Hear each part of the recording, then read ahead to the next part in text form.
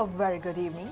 From stories around the world to stories here at home, this is the National News Broadcast. I'm Vidushni Satish Kumar. A very good evening to you indeed. I am Shehara Herat. And now let's first have a look at the headlines for tonight.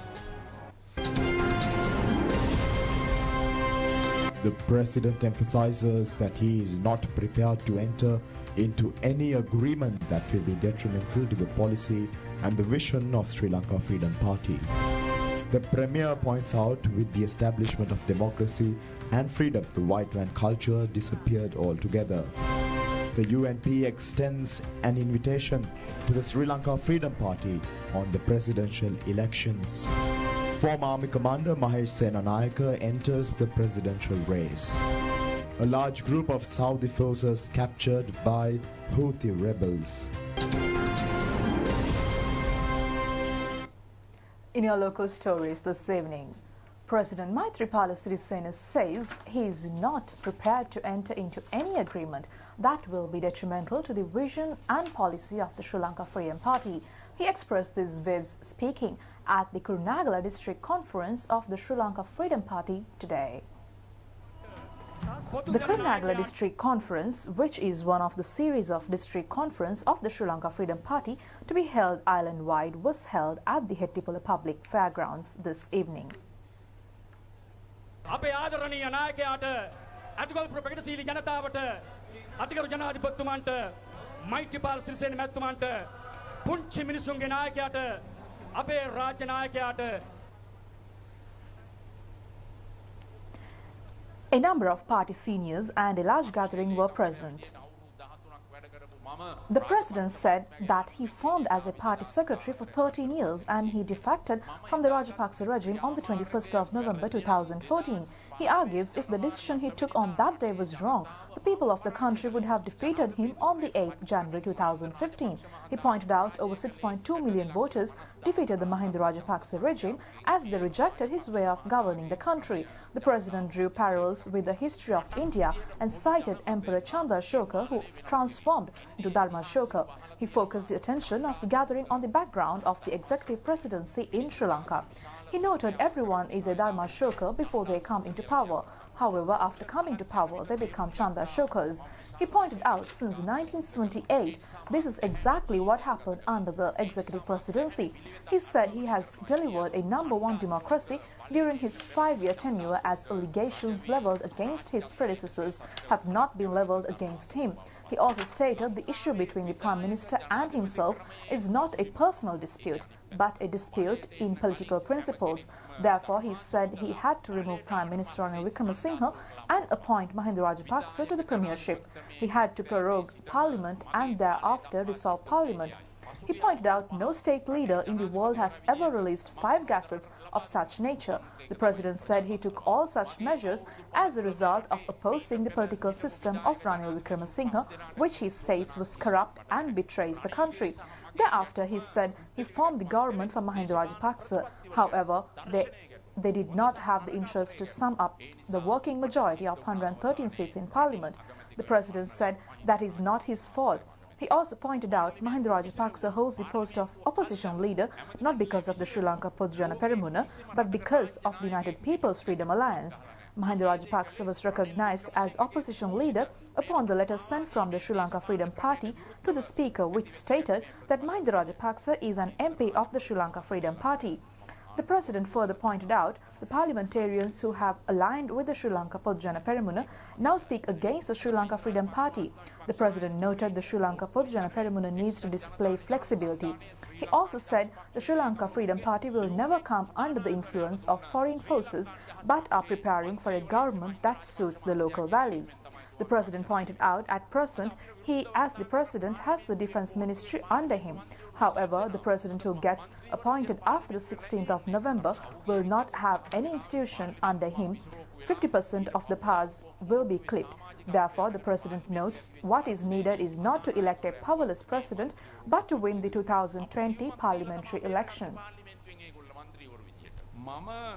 මේ ටික කියන්නේ ඇයි? රහසක් නෙවෙයි පොහොට්ටුවයි අපි සමගි සන්දානයක් හදන්න දැන් දීර්ඝව මාස දෙක තුනක් සාකච්ඡා කළා. ඊයේ උදේ මහින්ද රාජපක්ෂ මහත්මයායි ගෝඨාභය රාජපක්ෂ මහත්මයායි බැසිල් රාජපක්ෂ මහත්මයායි තුන් දෙනාම ජනාධිපති ලේකම් කාර්යාලයේ මමයි අපි හතර දෙනා සාකච්ඡා කළා මේ සන්දානය හැදීමේ පසුබිම පිළිබඳ. මං කිව්වා ගෝඨාභය රාජපක්ෂ මහත්මයාට ඡන්දෙ දෙන්න අපිට පුළුවන් ජාතික වැඩපිළිවෙලක් හදාගෙන ඇති කරගන්න ඒකකත්වයක් තුල. නමුත් පොහොට්ටුව ලකුණට ඡන්දෙ දෙන්න අපිට පුළුවන් කමක් නැහැ කියලා අපි කිව්වා. Meanwhile, Prime Minister Anil Wickremesinghe says under the present administration, the freedom of expression is being enjoyed as never before in the history of a country. Addressing a gathering of civil society representatives at Temple Trees today, the Premier pointed out with the establishment of democracy and freedom, the white van culture disappeared altogether. Prime Minister Anil Wickremesinghe said they are nominating Minister Sajith Premadasa for the presidential candidacy of the party, and thereafter their hope is to secure victory at the general election. The Premier noted the freedom enjoyed at present needs to be preserved. No matter what shortcomings come their way, citizens need to enjoy liberty. As Sri Lankans, this is a reality all of us should accept. The Premier emphasized, never will white vans torment the citizenry. The Premier said they will contribute to the maximum to ensure victory for the UNP presidential candidate, as this is the first step taken to uphold democratic rights.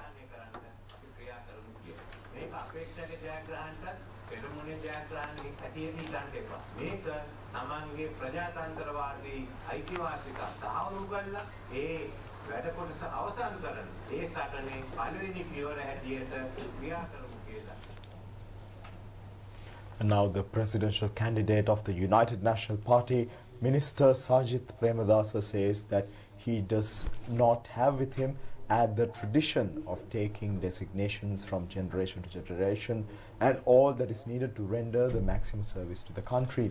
He expressed these views at the Alpitia Politburo meeting. Members of the UNP Politburo of the Benthar Alpiti electorate attended the meeting that was organized in view of the forthcoming Alpitia Pradeshya Sabha election and the presidential election. Ministers Gantha Karunatilaka and Vajra Abeyewardena organized the session.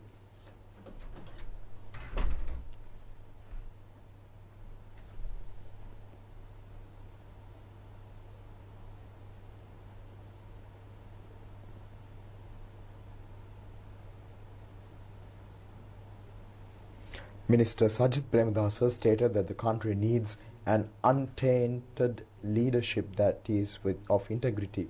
Firm decisions need to be taken and ethics needs to be adhered.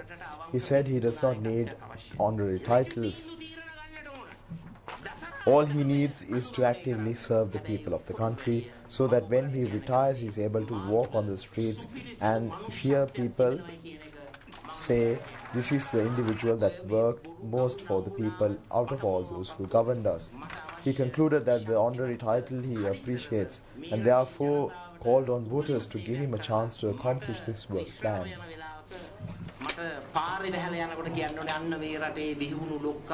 People's representatives and a large number of ministers attended the meeting. At the end of the session, Minister Sajith Premadasa engaged in a cordial discussion with a number of disabled soldiers.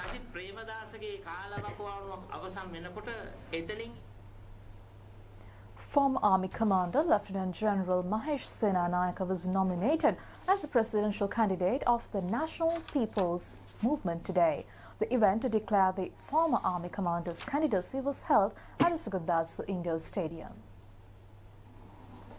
The National People's Movement comprises civil society activists. It is represented by former Auditor General P. Vijay Singha, former Deputy Director of Intelligence Nalaka Kolonne, and a group of activists. Former Army Commander Lieutenant General Mahesh Senanayake was declared as the presidential candidate of the movement at the forum held today.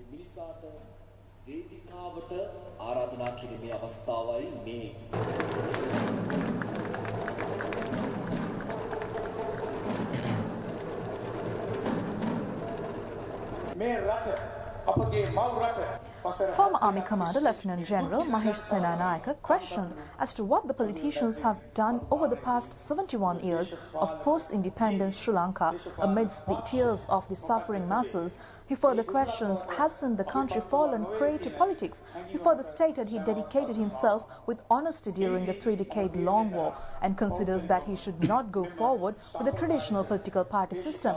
He says this movement that he represents does not have politicians but voluntary activists that hope for a change in the country. On the same note, he said there are no fraudsters or thieves amongst them, and their movement hopes to bring about one law for all in one country.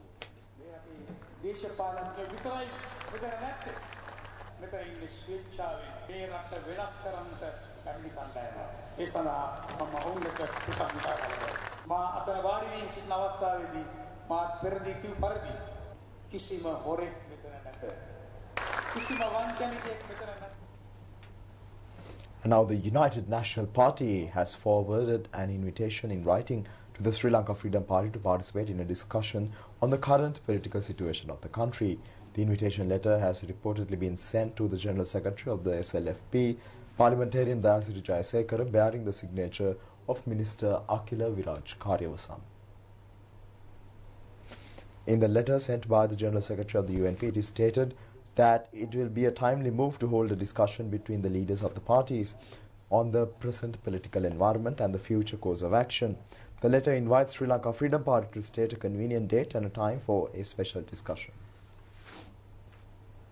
Presidential candidate of the National People's Force, Anil Kumar says his objective is to implement a proper mechanism of governance sans family rule across the Parliament, the provincial councils and other governing bodies after the forthcoming presidential election. He expressed this intention speaking at a public gathering held in Maithripala yesterday. The gathering was organized to educate the public on the work plan proposed by the National People's Force, including the Janata Vimukti Peramuna, for the forthcoming presidential election. The rally was held at the Mathura Ravindranath Tagore Conference Hall, presided over by Parliamentarian Anil Kumar Disanayaka. Parliamentarian Anil Kumar Disanayaka said the previous administration was caught in a debt trap, but proper capital was not built through the loans received. Economic assets needed for the country were not produced, although the country was burdened by debt. He also said the governance that they proposed to establish after successfully facing the presidential and parliamentary election is a mechanism in which the executive presidency will be abolished.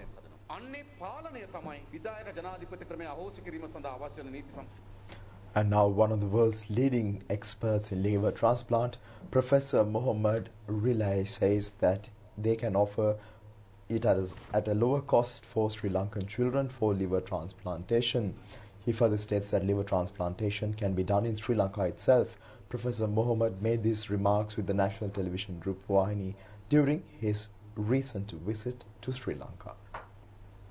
I have been working in India for the last 10 years. I've worked in the UK for almost 28 years at King's College Hospital. I was a professor of liver surgery and transplantation there. And I returned to India to set up a transplant program there. And because Sri Lanka is such a close neighbor of India, we felt that it's important to offer services for Sri Lanka as well. Over the last 10 years, we have done nearly 100 liver transplants for Sri Lankan patients. Almost half of them are children. And we cooperate very closely with the doctors in Sri Lanka. So this is about celebrating the success of liver transplantation, making people understand that transplantation is not just to save lives but also to improve their quality of life. And I believe that the minister wants to collaborate with us to improve the services here and to even improve so that most of the patients in Sri Lanka can be transplanted within Sri Lanka itself. So we understand that it's a costly task. So how do you ensure that Sri Lankan will be having a very good success rate in this regard?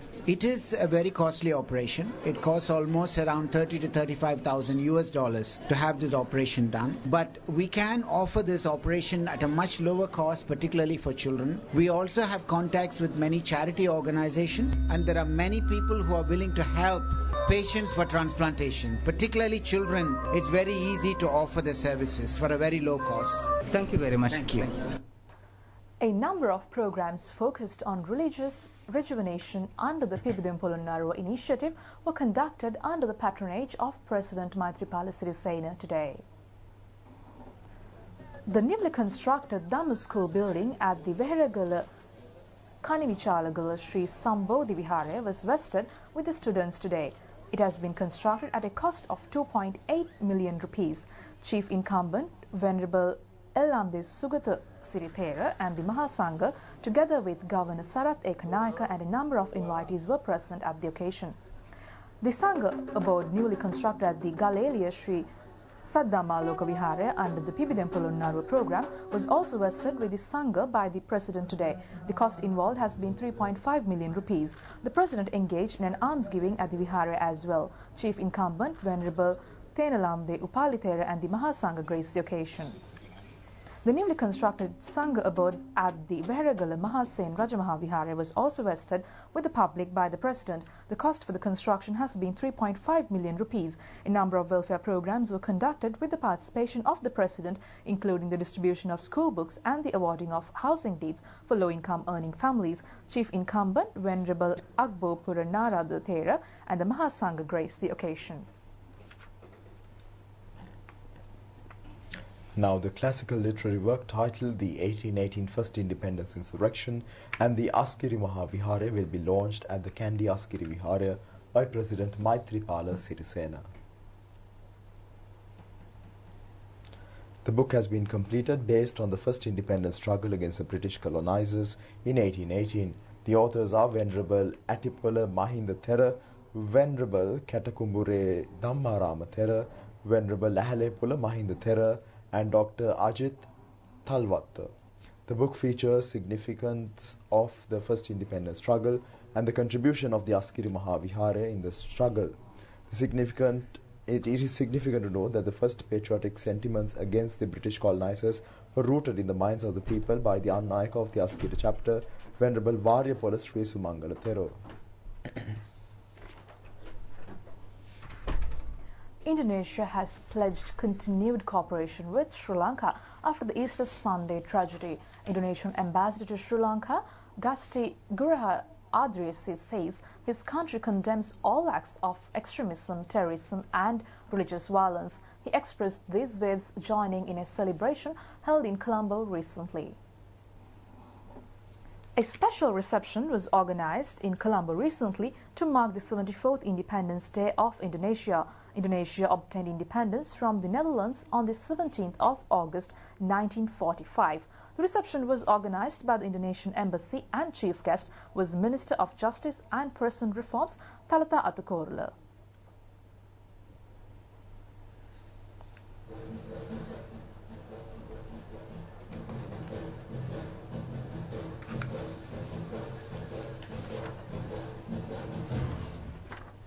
Both government of Indonesia and Sri Lanka are sharing the same desire in strengthening mutual cooperation in political, economic and cultural fields and keeping similar views on many regional and international issues of common concern. There are tremendous opportunities and potential for further promotion and development between Indonesia and Sri Lanka in those fields. In trades, both Indonesia and Sri Lanka have been enjoying a growing trade value, while in investment, both countries need more efforts to further increase the existing value due to tremendous potential. We share the same commitment that we must have more trade, more investment flows and more tourist visits for the benefit of both countries. We will continue to work on all this together. In the field of tourism, the number of visitors of both countries grows time to time. I am also delighted to learn that the government of Sri Lanka has decided to grant a visa-free facility for Indonesia since the 1st of August to next 6 months. I believe this policy will not only boost tourism but also encourage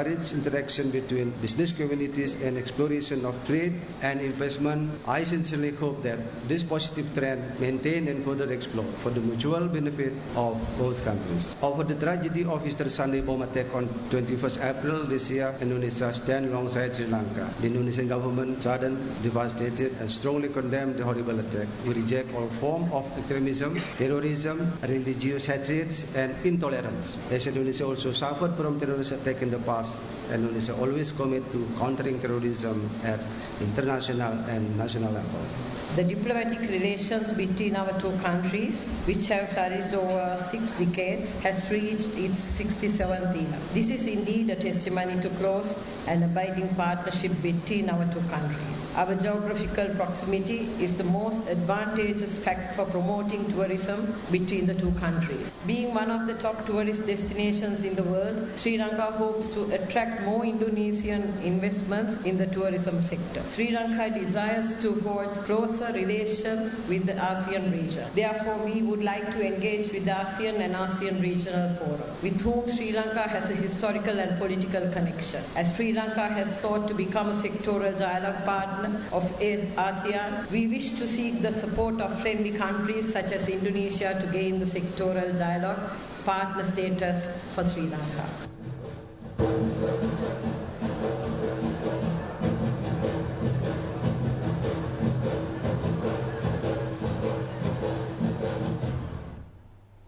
Postmortem inquiries have revealed that there are no grounds to suspect that poisoned food had been ingested by the elephants in the Habarana Hiriwadana Tambikulama Reserve.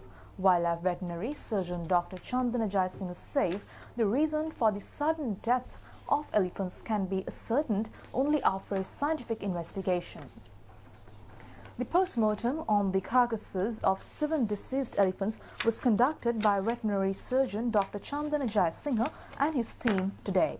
Although it was first assumed that all the deceased elephants are females, a severely decayed carcass is suspected to be that of a male.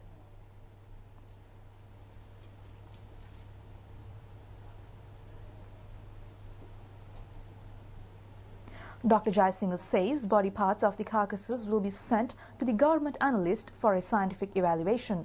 Residents in the area say although elephants in the wild wander in the area frequently, such an unfortunate situation has not been seen before.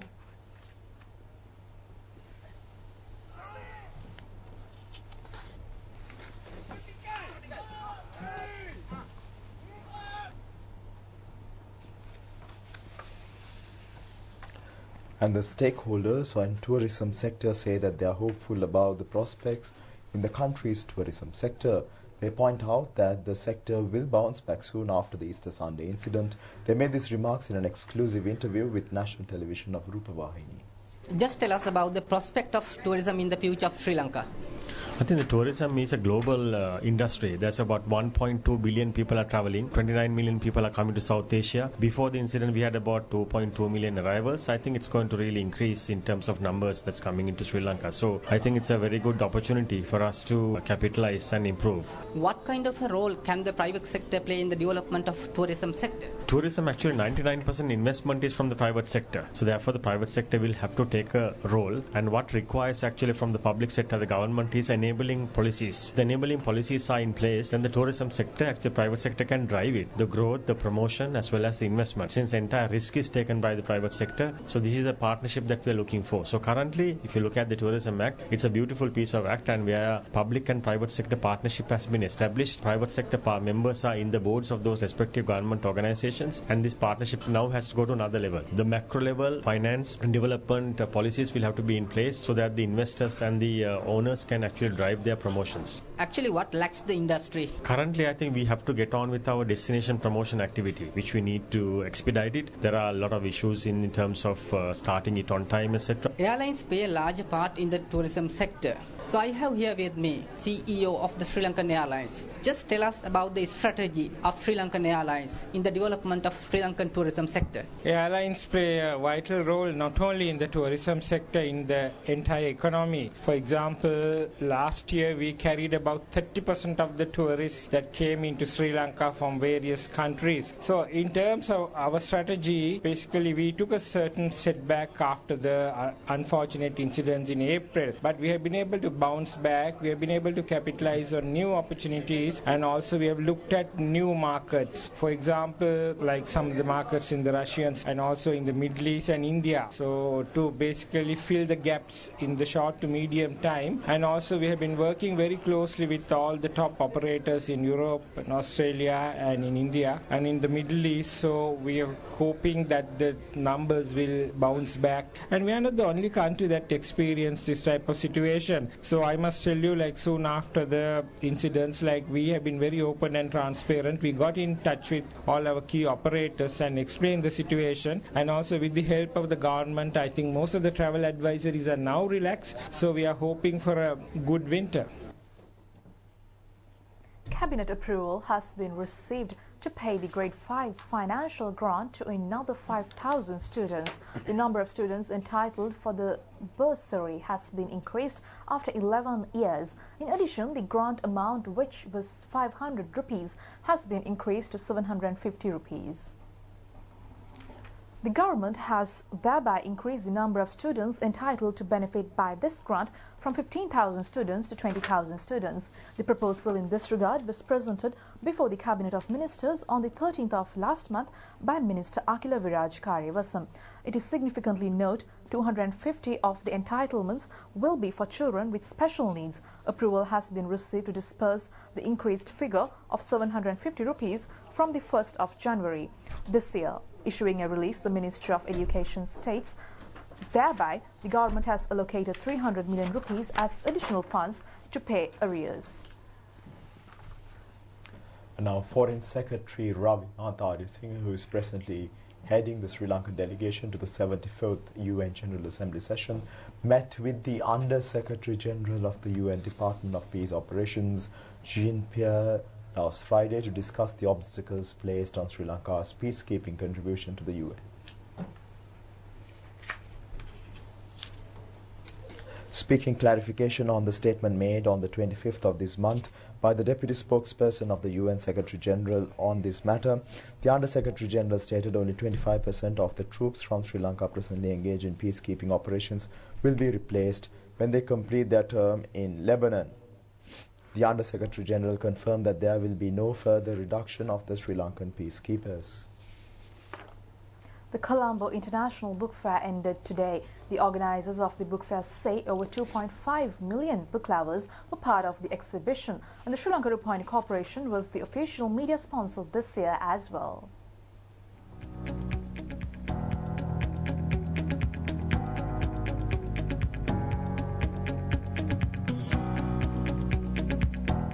This year's book fair was held for the 21st time and comprised 500 stalls, which featured 50 stalls of popular international book publishers. The Book Publishers Association states readers were more attracted to novels and translations, whilst scribes were encouraged as new books were unveiled throughout the fair. Attendees were attracted to the Ru Entertainment stall of the national television as CDs of all the teledramas, stage plays, songs, educational programs and even cartoons were on sale at reasonable prices.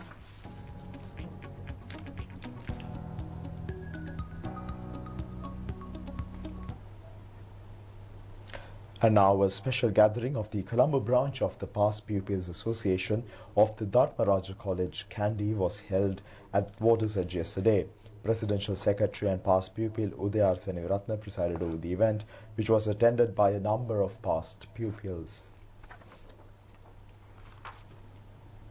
A number of distinguished past pupils who have brought prestige to the college were awarded. Amongst them were past pupil Pushpananda Ekanayaka, who introduced Sinhala font to the computer.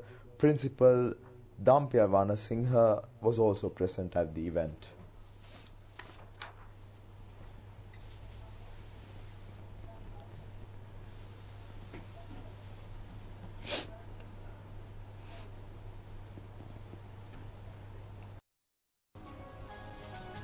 And now we conclude tonight's news live on Channel 9. Do join us tomorrow at the very same time.